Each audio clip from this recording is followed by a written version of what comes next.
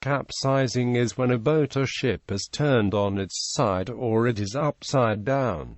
The act of reversing a capsized vessel is called righting. If a capsized vessel has enough flotation to prevent sinking, it may recover on its own if the stability is such that it is not stable. Inverted vessels of this design are called self-righting. Small vessels. In dinghy sailing, a practical distinction can be made between being knocked down, which is called a capsize, and being inverted, which is called being turtled. Small dinghies frequently capsize in the normal course of use and can usually be recovered by the crew. Some types of dinghy are occasionally deliberately capsized, as capsizing and righting the vessel again can be the fastest means of draining water from the boat. Capsizing is an inherent part of dinghy sailing. It is not a question of if but a question of when. For those who do not want the experience, a keelboat monohull has physics on its side. But even yachts can capsize and turtle in extraordinary conditions, so design considerations are important. Such events can overcome skill and experience. Boats need to be appropriate for foreseeable conditions. A capsized kayak may be righted with a roll or Eskimo rescue. As long as the kayaker knows how to react, the water is not too shallow, and the location is not close to dangers that require evasive action by the kayaker, which cannot be taken while capsized. Capsizing itself is usually not considered dangerous. In whitewater kayaking, capsizing occurs frequently and is accepted as an ordinary part of the sport. For sailing vessels, the capsize ratio is a commonly published number used as a guideline for safe operation, where a ratio of less than 2.0 is considered suitable for offshore operation. However, the only variables that go into capsize ratio are a vessel's beam and its displacement, and a thorough assessment of ship stability needs to consider various other factors. A vessel may be designated as self-righting if it is designed to be able to capsize then return to upright without intervention. Most small craft intended as lifeboats with rigid hulls designed since about the middle of the 20th century are self-righting. Large vessels. In a storm, even large vessels may be rolled by being hit broadside by a large wave or pitchpole, stem over stern in extreme waves. This is normally catastrophic for larger ships, and smaller yachts can be dismasted due to the drag as the boat is forced to roll over. Among ship types, a roll-on roll-off ship is more prone to capsizing as it has large open car decks near the waterline.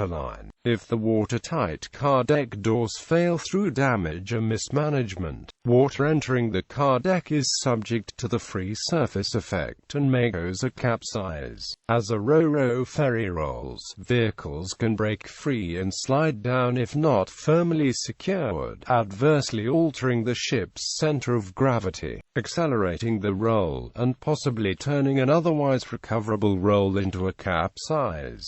A ship that is holed may capsize. In 2012, the very large cruise ship Costa Concordia was holed, lost its propulsion, and drifted into shallow water where she partially sank, resting on her side with most of her structure out of the water. Technically, this was not a capsize as her bottom was only partly exposed, rather this was a partial sinking. A vessel which capsizes without being holed may allow water to enter in places normally above the waterline. The ship may not then be able to right itself. Stability and safety will be compromised even if the vessel is righted. Competition. In competitive yacht racing, a capsized boat has certain special rights as it cannot maneuver. A boat is deemed capsized when the mast is touching the water. When it is fully inverted, it is said to have turned turtle or turtled. Good racers can often recover from a capsize with minimal loss of time. The capsize can result from extreme broaching, especially if the keel has insufficient leverage to tilt the vessel upright. Motor lifeboats are designed to be self-righting if capsized, but most other motor boats are not. Training. Intermediate sailors are encouraged to capsize their dinghies in a safe location with supervision at least once to become acquainted with their boat's floating properties and the capsize process.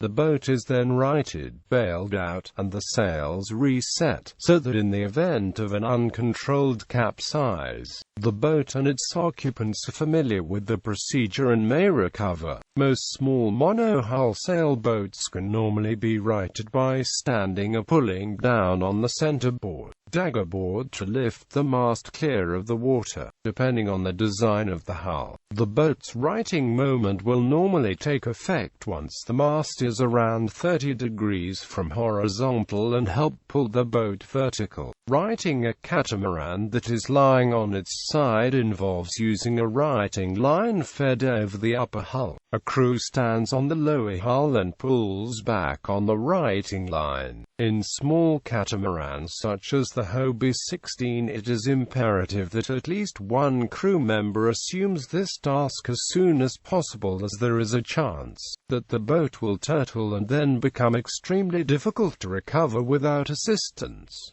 Sea turtling. Some monohulls and catamarans use a small flotation device mounted at the tip of the mast or mainsail to ensure that the craft cannot assume an inverted position, or at least that a fully inverted position is not stable. In both cases, having a crew member lift the end of the mast out of the water may help speed the process, as the greatest challenge of righting a capsized boat is shedding the weight of the water from the sails. A helpful step, where possible, is to disconnect the clew of the sail from the boom, which prevents the sail from scooping up water as the sail lifts out of the water. The bow of the capsized vessel should be pointed towards the wind so that when the sail starts to lift out of the water, the wind can catch underneath the sail and help right the boat. Care is taken not to let the boat swing all the way over and capsize on the other side, frequently with the crew on the bottom. This is more likely if the boat is not pointed into the wind. Lee waves. Bermuda-rigged sailing boats are vulnerable to lee waves. In the worst case, lee waves appear behind high islands. For example, in the Adriatic Sea or the Aegean Sea, relatively small islands can be very high and have a good steady wind, such as the Miltemi-Etesian in the Aegean during the dry summer season. The direction of the wind on the lee side of the island may be downwards, and this is feared because it causes instability in controlling the boat and in the worst case pushes the sail under water, which can lead to disastrous capsizing. This is not possible with ordinary winds, because the push of an ordinary wind in a sail disappears when the sail becomes horizontal. Many use the expression downburst for this extreme sailing weather condition, but it is certainly more related to lee waves. Notable capsizings. Mary Rose, the 19th of July 1545, capsized and sank. English carry, 380 dead. Vasa, the 10th of August 1628, Swedish warship, maiden voyage, 30 to 50 dead. SS Eastland, 1915, excursion boat, 845 dead. Greatest loss of life on the Great Lakes. SMS Szent István, 1918, Austro-Hungarian capital warship, torpedoed, 89 dead. Scuttling of the German fleet in Scapa Flow, the 21st of June 1919. Several German battleships and battlecruisers scuttled. US Oklahoma, the 7th of December 1941. U.S. battleship torpedoed at Pearl Harbor, 415 missing, a kill. US Lafayette, formerly SS Normandy, the 9th of February 1942, 1 casualty. Japanese aircraft carrier Raijo, the 24th of August 1942. 1942, sunk by American air attacks,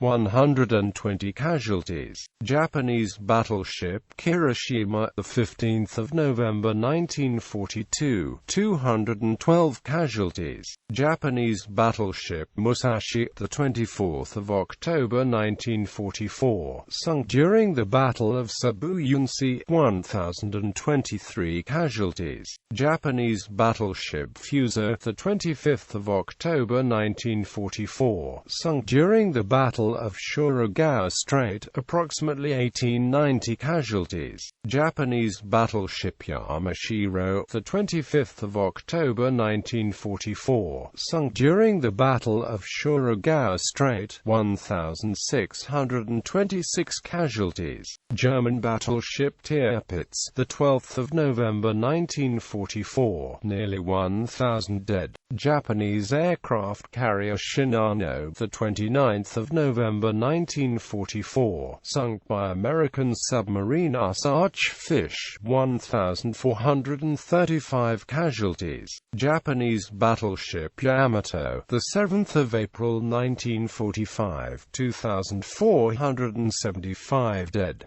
Soviet battleship Novorossiysk, the 29th of October 1955, 608 dead. SS Andrea Doria, the 25th of July 1956, killing 46 passengers at the area of the impact with the MS Stockholm. MS Herald of Free Enterprise, the 6th of March 1987, killing 193 passengers.